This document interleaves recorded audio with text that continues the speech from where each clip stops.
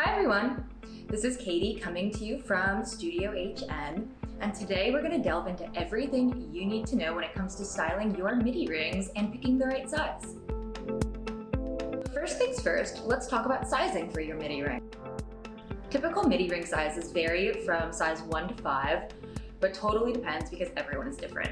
If you have tapered fingers and want to wear your Midi higher on your finger, you may want to size down a little. One thing to keep in mind is that every finger and every Midi size varies, just like how every finger is a different size. To be 100% sure on your Midi ring size, you can try ordering one of our ring sizing kits. These can be reused and you can use it to order rings in the future whenever you need. So let's talk about our Midi rings. We have quite a few choices when it comes to thickness. We have our ultra thin rings, which is a great choice because it is so thin and subtle. A more durable option would be our medium thick rings, or a thick ring as well. You can even opt for an extra thick ring like the one that I'm wearing right now. Okay, let's talk about styling your Midi ring.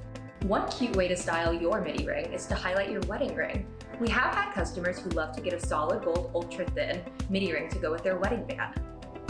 A favorite of ours around the studio is to stack 2 ultra thins on one finger, or to space them out on fingers where you aren't wearing a ring at the base of your finger. You can also do a bolder look and try the X ring or bead ring for more of a statement. So thanks so much for watching, and if you want to see us style anything else, leave us a comment on this video or send us an email. You can also follow us on Instagram at @Naomi, and if you want to shop these rings or if you want to shop more, you can go to hananaomi.com.